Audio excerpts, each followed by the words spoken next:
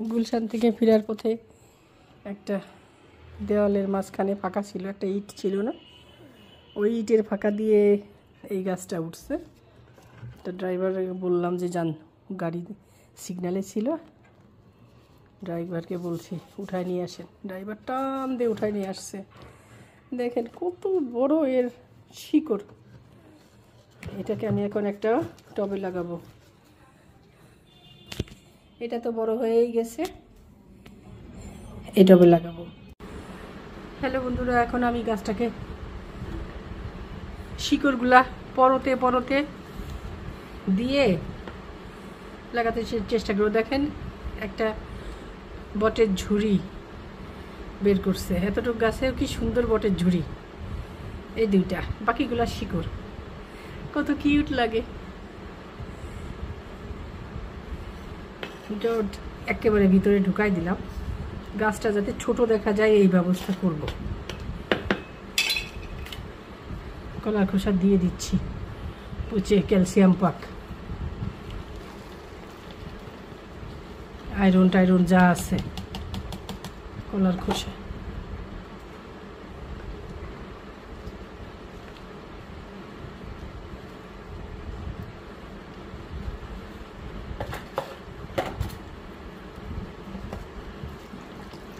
একদম চুপচুপো পানি দিয়ে রাখতে হবে, কারণ এটারে উঠায় হলো শিকড় থেকে তুলে উঠানো হয়েছে।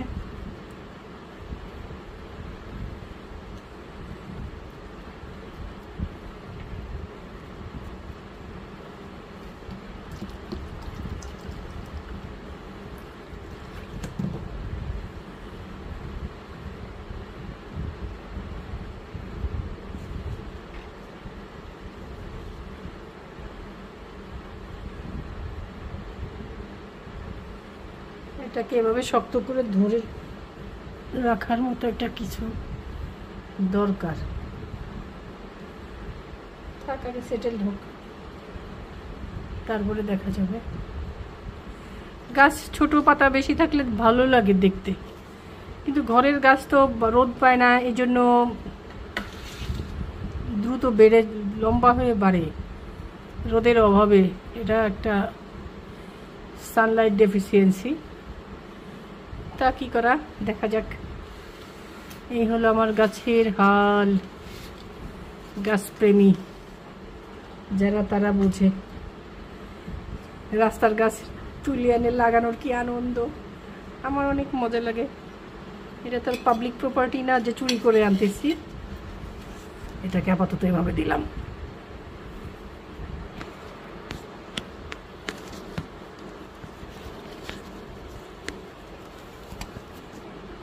এটা এই হাল, আপাতত রাখলাম ধরে, দেখা যাক। পানি এটার ভিতরে যাতে গিয়ে বসে, এই জন্য দিয়ে রাখলাম বাটিটা। আমার গাছটা কিউট, আর আগের গাছটা এই যে এখানে আছে। আবার নতুন পাতা দেয়া শুরু করতেছে, আর একটা এর আগায়ও নতুন পাতা আছে। দেখা যাক কতদূর কী হয়। ভালো থাকেন। এই গাছের আপডেট নিয়ে আবার ইনশাল্লাহ আসবো। সবাই নিরাপদে থাকবেন। আল্লাহ হাফেজ।